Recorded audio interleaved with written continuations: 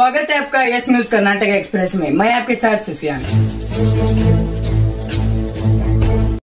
ಅಂಬೇಡ್ಕರ್ ಅವರಿಗೆ ಯಾವ ರೀತಿ ತೊಂದರೆ ಕೊಟ್ಟರು ಅದು ಇವತ್ತು ಇಡೀ ಪ್ರಪಂಚಕ್ಕೆ ಗೊತ್ತಿರತಕ್ಕಂಥ ವಿಷಯ. ಅದನ್ನು ನಾನು ಮತ್ತೆ ಮತ್ತೆ ಪ್ರಸ್ತಾಪ ಮಾಡಲಿಕ್ಕೆ ಹೋಗೋದು. ದಲಿತರನ್ನು ಮುಖ್ಯಮಂತ್ರಿ ಮಾಡ್ತೀವಿ ಅಂತ ಹೇಳಿ ಏನೇನು ಮಾಡಿದ್ರು ಕಾಂಗ್ರೆಸ್ ಎಲ್ಲ ಗೊತ್ತಿದೆ. ಆದರೆ ಇಷ್ಟೆಲ್ಲ ದಲಿತರ ಬಗ್ಗೆ ಭಾಷಣ ಮಾಡ್ತಕ್ಕಂಥ ನಮ್ಮ ಮುಖ್ಯಮಂತ್ರಿಗಳಾಗಿರ್ತಕ್ಕಂಥ ಸಿದ್ದರಾಮಯ್ಯನವರು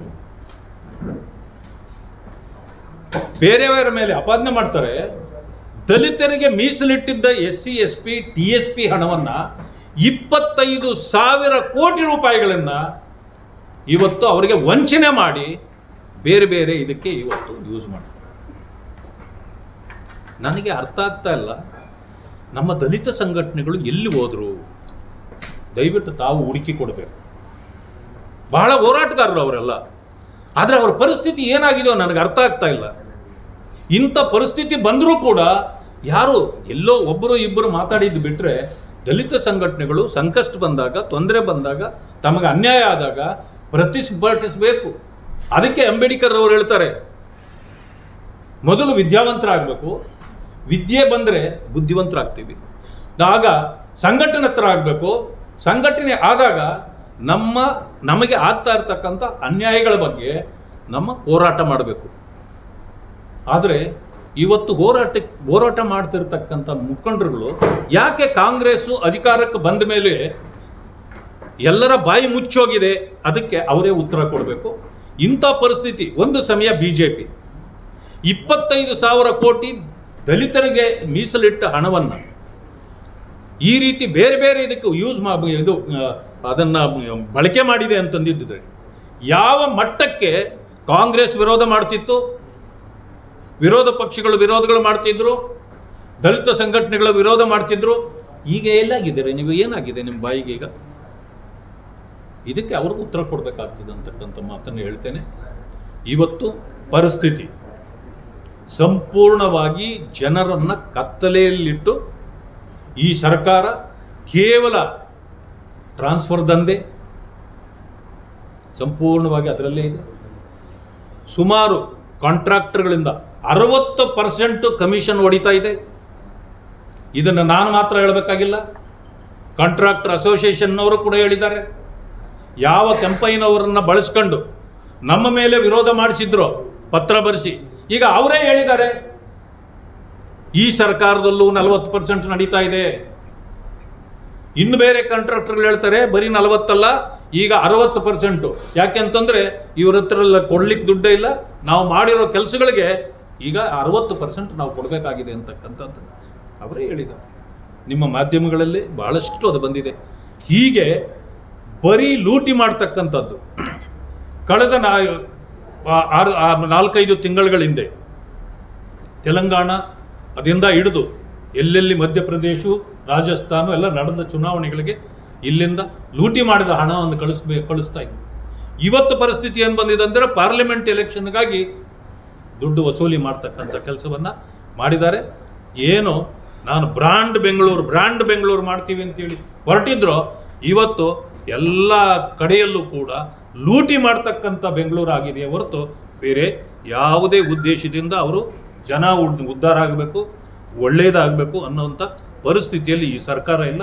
ಅದರಿಂದ ನನಗನ್ನಿಸ್ತದೆ ಪಾರ್ಲಿಮೆಂಟ್ ಚುನಾವಣೆ ಆದಮೇಲೆ ಇವರ ಯೋಗ್ಯತೆ ಜನರಿಗೆಲ್ಲ ಗೊತ್ತಾಗಿದೆ ಈಗಾಗಲೇ. ಆದ್ದರಿಂದ ಈ ಸರ್ಕಾರದ ಆಯುಷು ಬಹಳ ಕಡಿಮೆ ಇದೆ ಅಂತಕ್ಕಂಥದ್ದು ನನ್ನ ಅಭಿಪ್ರಾಯ. Delta learn online spoken English classes लाया है आपके लिए सुनहरा मौका। स्पोकन इंग्लिश आजकल न सिर्फ एक शौक है बल्कि अहम ज़रूरत बन चुका है। अगर आप लोग घर बैठे इंग्लिश सीखना चाहते हो तो अभी हमारे एक्सपर्ट से संपर्क करें 9972295999 और 8050828793। ಕಾಂಗ್ರೆಸ್ನಲ್ಲಿ ಅಭ್ಯರ್ಥಿಗಳು ಸಿಗ್ತಾ ಇಲ್ಲ. ಹೋಗ್ಲಿ, ನೀವು ನಿಲ್ಲಕ್ಕಾಗಲಿಲ್ಲ ಅಂದ್ರೆ ಹೋಗ್ಲಿ, ನಿಮ್ಮ ಮನೆ ಮಕ್ಕಳಿಗಾಗಲಿ ನಿಮ್ಮ ಮನೆಯವ್ರಿಗಾಗಲಿ ಟಿಕೆಟ್ ಕೊಡ್ತೀವಿ ನಿಲ್ರಿ ಅಂದರೆ ನಿಲ್ಲಕ್ಕೆ ರೆಡಿ ಇಲ್ಲ. ನಮ್ಮಲ್ಲಿ ಪರಿಸ್ಥಿತಿ ಏನಾಗಿದೆ ಅಂತಂದರೆ ಒಂದೊಂದು ಕ್ಷೇತ್ರಕ್ಕೆ 10-15 ಅಭ್ಯರ್ಥಿಗಳಿದೆ. ಸ್ವಲ್ಪ ಕಷ್ಟ ಆಗ್ತದೆ. ಅದರಲ್ಲೂ ಸೀನಿಯರ್ ಲೀಡರ್ಗಳು. ಸೊ ಅವರಲ್ಲಿ ಒಂದು ಸ್ವಲ್ಪ ನಮಗೂ ಟಿಕೆಟ್ ಬೇಕು ಅಂತಕ್ಕಂಥ ಭಾವನೆ ಇರ್ತದೆ. ಅಂಥ ಸಂದರ್ಭದಲ್ಲಿ ಸೊ ಇಂಥವೆಲ್ಲವೂ ಕೂಡ ಸಹಜ ಇರ್ತದೆ. ಅದಕ್ಕೆ ಸರಿಯಾದ ಉತ್ತರವನ್ನು ನಮ್ಮ ಕೇಂದ್ರ ನಾಯಕರುಗಳು ಅದು ಕೊಡ್ತಾರೆ. ಅದನ್ನು ಮಾತುಕತೆಯನ್ನು ನಾವೆಲ್ಲ ಬಗೆಹರಿಸ್ಕೊಳ್ತೀವಿ. ನಮ್ಮ ಪಕ್ಷದಲ್ಲಿ ಟಿಕೆಟೇ ಸಿಗಲಿಲ್ಲ ಅಂತ ಓಡೋಗ್ಬಿಡೋರು ಭಾಳ ಇಲ್ಲ. ಓಡೋದವರು ಕೂಡ ಏನಾಗ್ತಾರೆ, ವಾಪಸ್ ಹೇಗೆ ಬರ್ತಾರೆ ಅಂತ ನೀವೇ ಪ್ರಚಾರ ಮಾಡಿದ್ದೀರಿ. ಅದರಿಂದಾಗಿ ನಮ್ಮಲ್ಲಿ ಅಂಥ ಗೊಂದಲ ಇರೋದಿಲ್ಲ. ಕೊನೆಯ ಹಂತದವರೆಗೂ ಪ್ರಯತ್ನಗಳು ನಡೀತವೆ. ಪ್ರಯತ್ನಗಳಾದ ಮೇಲೆ ಎಲ್ಲವೂ ಸರಿ. ಸಂವಿಧಾನ ಬದಲಾವಣೆ ಮಾಡೋದ್ರ ಬಗ್ಗೆ ನಿಮ್ಮ ಪಕ್ಷದಲ್ಲಿ ಕೇಳಿ ಬರ್ತಾ ಇದೆ. ದಲಿತ ನಾಯಕರಾಗಿ ನೀವು ಯಾಕೆ ಮಾತನಾಡ್ತಾ ಇದ್ದೀರಾ? ನಾನು ಮಾತಾಡಿದ್ದು ಬಹುಶಃ ಬಿಜಾಪುರ ದೂರ ಇರೋದ್ರಿಂದ ಕೇಳಿಸ್ಲಿಲ್ವ ನನಗೆ ಗೊತ್ತಿಲ್ಲ. ಮೊದಲಿಗೆ ಉತ್ತರ ಸಂವಿಧಾನ ಬದಲು ಮಾಡೋದೇ ದೊಡ್ಡದಾಗಿ ಕೇಳುತ್ತೆ ಸರ್ ಇಲ್ಲಿವರೆಗೂ. ಅದೇ ನಂದು ಅವ್ರಿಗಿಂತ ಸ್ವಲ್ಪ ಕಡಿಮೆ ಕೇಳಿಸಿರ್ಬೇಕು. ಆದರೆ ಒಂದು ಹೇಳ್ತೇನೆ, ಯಾವುದೇ ಪಕ್ಷದ ನಾಯಕನಾಗಿರಲಿ ಸಂವಿಧಾನ ಬದಲು ಅಂತಂದ್ರೆ ನಾನು ಅವರ ವಿರೋಧಿ. ಯಾವುದೇ ಪಕ್ಷ ಆಗಿರಲಿ. ಅನಂತಕುಮಾರ್ ಹೆಗಡೆ ಅವರು ಮೊದಲು ಅವರು 5 ವರ್ಷದ ಹಿಂದೆ ಸ್ಟೇಟ್ಮೆಂಟ್ ಮಾಡಿದರು. ಆಗ ಅವರು ಮಂತ್ರಿ ಇದ್ದರು. ಮಂತ್ರಿ ಇದ್ದಾಗ ಸ್ಟೇಟ್ಮೆಂಟ್ ಮಾಡಿದ ತಕ್ಷಣ ನಾವು ವಿರೋಧನೂ ಮಾಡಿದ್ವಿ. ಜೊತೆಗೆ ಮಾನ್ಯ ಪ್ರಧಾನಮಂತ್ರಿಗಳಾಗಿರ್ತಕ್ಕಂಥ ಮೋದಿಜಿ ಅವರವರನ್ನ ಪಾರ್ಲಿಮೆಂಟಿಗೆ ಕರೆಸಿ ಮೊದಲು ದೇಶದ ಕ್ಷಮೆ ಕೇಳು ಅಂತ ಹೇಳಿದರು. ಅಲ್ಲಿ ಕ್ಷಮೆ ಕೇಳಿಸಿದ್ರು. ಅದಾದ ನಂತರ ಅವರ ಮಂತ್ರಿ ಸ್ಥಾನವನ್ನು ಅವರು ಕಳ್ಕೊಂಡ್ರು. ಇದು ಅರ್ಥ ಮಾಡ್ಕೊಳ್ಬೇಕು ನಮ್ಮ ಪಕ್ಷದ ಬದ್ಧತೆ ಯಾವ ರೀತಿ ಇದೆ ಅಂತ.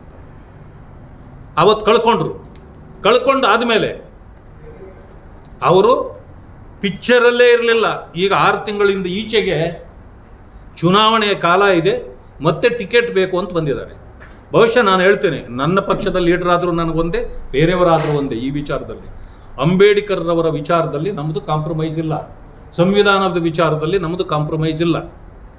ಹಿಂಗಿರ್ತಕ್ಕಂಥ ಸಂದರ್ಭದಲ್ಲಿ ಮೊನ್ನೆ ಅವ್ನಿಗೆ ಸ್ಟೇಟ್ಮೆಂಟ್ ಕೊಟ್ಟಿದ್ದೀನಿ. ಬಹುಶಃ ಅವ್ರ ತಲೆ ಕೆಟ್ಟಿದೆ ಅಂತ ಹೇಳಿದ್ದೀನಿ. ನಮ್ಮ ಪಕ್ಷ ಕೂಡ ಅದನ್ನು ಒಪ್ಪೋದಿಲ್ಲ. ಮಾನ್ಯ ಪ್ರಧಾನಮಂತ್ರಿಗಳು ಅಂಬೇಡ್ಕರ್ ಅವರು ಬರೆದಿರ್ತಕ್ಕಂಥ ಸಂವಿಧಾನದ ಕಾರಣದಿಂದ ನನ್ನಂತ ಚಾ ಮಾರ್ತಕ್ಕಂಥವನು ಈ ದೇಶದ ಪ್ರಧಾನಮಂತ್ರಿ ಆಗಿದ್ದಾರೆ ಅಂತಕ್ಕಂಥ ದೊಡ್ಡ ಮಾತನ್ನು ಹೇಳಿದ್ದಾರೆ. ಯಾವುದೇ ಕಾರಣಕ್ಕೆ ಅಸ್ಪೃಶ್ಯತೆ ಮತ್ತು ಹೋಗಬೇಕು, ಸಮಾನತೆ ಬರೋವರೆಗೆ ಮೀಸಲಾತಿಯ ಬದಲಾವಣೆಯ ವಿಚಾರವಿಲ್ಲ ಅಂತ ಹೇಳಿದ್ದಾರೆ. ಸಂವಿಧಾನವನ್ನು ಅಧಿಕಾರಕ್ಕೆ ಹೋಗೋದಕ್ಕೆ ಮುಂಚೆ ಸಂವಿಧಾನದ ಕರಡನ್ನ ಟೇಬಲ್ ಮೇಲಿಟ್ಟು ಅದಕ್ಕೆ ತಲೆ ಕೊಟ್ಟು ನಮಸ್ಕಾರ ಮಾಡಿ ಅಧಿಕಾರ ತಗೊಂಡಿದ್ದಾರೆ. ಇದು ನಮ್ಮ ಪಕ್ಷದ ಬದ್ಧತೆ. ವೈಯಕ್ತಿಕ ವಿಚಾರಗಳಿಗೆ ಇಲ್ಲಿ ಮಾನ್ಯತೆ ಇಲ್ಲ. ವೈಯಕ್ತಿಕ ಅವರೇನಾದರೂ ಹೇಳಿದ್ರು ಇಲ್ಲ. ಆದರೆ ಒಂದು ಹೇಳ್ತೀನಿ, ಮೊನ್ನೆ ಅವರು ಹೇಳಿಕೆ ಕೊಟ್ಟಿದ್ದನ್ನು ನಾನು ಗಮನಿಸಿದ್ದೇನೆ. ತಿದ್ದುಪಡಿ ಮಾಡಬೇಕಂತಂದ್ರೆ 400 ಸೀಟ್ ಬೇಕು ಅಂತಂದ್ರು. ಯಾಕೆ ಬೇಕು 400 ಸೀಟ್ ತಿದ್ದುಪಡಿ ಯಾವ ಕಾಲದಲ್ಲೂ ಬೇಕಾದರೂ ಮಾಡ್ಕೊಳ್ಬಹುದು. ತಿದ್ದುಪಡಿಗೆ ಏನು 400 ಸೀಟ್ ಬೇಕಾಗಿಲ್ಲ. ಸರ್ಕಾರ ಇದ್ದವ್ರು ತಿದ್ದುಪಡಿ ಮಾಡ್ತಾರೆ, ಎಲ್ಲರೂ ಒಪ್ಕೊಳ್ತಾರೆ. ಯಾಕಂದ್ರೆ ಅಂಬೇಡ್ಕರ್ ಅವರು ಹೇಳಿದ್ದಾರೆ ಸಾಂದರ್ಭಿಕವಾದ ತಿದ್ದುಪಡಿಗಳು ಆಗಬೇಕು ಅಂತ. ಈಗಾಗಲೇ 104 ತಿದ್ದುಪಡಿಗಳು ಆಗಿದೆ. ಕಾಂಗ್ರೆಸ್ 95 ಸಾರಿ ತಿದ್ದುಪಡಿ ಮಾಡಿದ್ದಾರೆ. ಇವರೇ ಹೇಳಿದ್ದಾರೆ, ಪ್ರಧಾನಮಂತ್ರಿಗಳಾಗಿದ್ದ ರಾಜೀವ್ ಗಾಂಧಿ ಅವರು ಹೇಳಿದ್ದಾರೆ, ಕಾಲಕ್ಕೆ ನಾವು ತಿದ್ದುಪಡಿಗಳನ್ನು ಮಾಡ್ತೀವಿ ಅಂತ. ಆದರೆ ಸಂತೋಷ್ ಲಾಡ್ ಹೇಳ್ತಾರೆ, ಒಬ್ಬರು ಸ್ಟೇಟ್ಮೆಂಟ್ ಮಾಡೋದಿಲ್ಲ. ಸಂತೋಷ್ ಲಾಡ್ ಹೇಳ್ತಾರೆ, ಈ ದೇಶದಲ್ಲಿ ಸಂವಿಧಾನ ತಂದಿದ್ದು ಯಾರೋ? ನಮಗೆಲ್ಲ ಹಕ್ಕುಗಳನ್ನು ಸಂವಿಧಾನ ಕೊಟ್ಟಿದೆ. ಆದರೆ ಸಂವಿಧಾನ ಕೊಟ್ಟವರು ಯಾರೋ? ಇಂದಿರಾ ಗಾಂಧಿ, ಸೋನಿಯಾ ಗಾಂಧಿ, ರಾಜೀವ್ ಗಾಂಧಿ, ರಾಹುಲ್ ಗಾಂಧಿ ಸಂವಿಧಾನ ಕೊಟ್ಟವರು ಅವರ? ಸಂತೋಷ್ ಲಾಡ್ ತಲೆ ಸರಿಯುತ್ತಾ ಅವಾಗ? ಸಂತೋಷ್ ಲಾಡನ್ನು ಕಾಂಗ್ರೆಸ್ನವ್ರು ಯಾಕೆ ಪ್ರಶ್ನೆ ಮಾಡೋದಿಲ್ಲ? ನಮ್ಮನ್ನು ಮಾತ್ರ ಯಾಕೆ ಪ್ರಶ್ನೆ ಮಾಡ್ತಾರೆ? ಅಂದರೆ ಪ್ರಶ್ನೆ ಮಾಡಬಾರ್ದು ಅಂತ ನಾನು ಹೇಳಲ್ಲ. ಅನಂತಕುಮಾರ್ ಹೆಗಡೆಗೆ ಈಗಲೂ ಹೇಳ್ತೇನೆ, ಅವ್ರಿಗೆ ಟಿಕೆಟೇ ಕೊಡಬಾರ್ದು. ನಾನು ಹೇಳ್ತೇನೆ, ನಮ್ಮ ಪಕ್ಷದ ಮುಖಂಡರಲ್ಲಿ ನಾನು ಮನವಿ ಮಾಡ್ತೇನೆ, ಒತ್ತಾಯ ಮಾಡ್ತೇನೆ, ಅಂಥವರಿಗೆ ಟಿಕೆಟ್ ಕೊಡೋದು ಬೇಡ. ನಮ್ಮ ಪಕ್ಷ ಇವತ್ತು ಸದೃಢವಾಗಿದೆ. ಸಣ್ಣ ಕಾರ್ಯಕರ್ತನಿಗೂ ಪಕ್ಷದ ಟಿಕೆಟ್ ಕೊಟ್ಟರೆ ಗೆದ್ದು ಬರ್ತದೆ ಇವತ್ತಿನ ದಿವಸ. ಯಾಕೆ ಅಂತಂದರೆ ಇಡೀ ದೇಶ ಮೋದಿಯವರನ್ನು ಗೌರವಿಸ್ತದೆ. ನಮಗೆ ಇವತ್ತು ಯಾರು ಅಭ್ಯರ್ಥಿ ಇಂಪಾರ್ಟೆಂಟ್ ಅಲ್ಲ, ನಮ್ಮ ಅಭ್ಯರ್ಥಿ ಮೋದಿಯವರು, ನಮ್ಮ ಸಿಂಬಲ್ಲು ಕಮಲ. ಇಷ್ಟೇ ಇವತ್ತು ಬೇಕಾಗಿದೆ. ದೇಶವನ್ನು ಸದೃಢವಾಗಿರ್ತಕ್ಕಂಥ ಇಡ್ತಕ್ಕಂಥ ಕೆಲಸವನ್ನು ಮೋದಿಜಿಯವರು BJP ಸರ್ಕಾರ ಮಾಡಿದೆ. ಅದಕ್ಕೆ ಜನ ಒಲಿದಿದ್ದಾರೆ. ಯಾವುದೇ ಹೊಸ ಸುದ್ದಿಯನ್ನ ನೋಡಲು ನಮ್ಮ ಎಸ್ ನ್ಯೂಸ್ ಕರ್ನಾಟಕ ಎಕ್ಸ್ಪ್ರೆಸ್ ನ ನೋಡ್ತಾ ಇರಿ. ಹಾಗೆ ನಮ್ಮ ಚಾನೆಲ್ ನ ಸಬ್ಸ್ಕ್ರೈಬ್ ಮಾಡಿ, ಬಾಜು ಇರುವ ಬೆಲ್ ಐಕಾನ್ ಅನ್ನ ಕ್ಲಿಕ್ ಮಾಡಿ. ಹಾಗೆ ನಮ್ಮ ಚಾನೆಲ್ ನ ಲೈಕ್ ಮಾಡಿ, ಶೇರ್ ಮಾಡಿ. ನಮ್ಮ ನಡೆ ಸತ್ಯದ ಕಡೆ.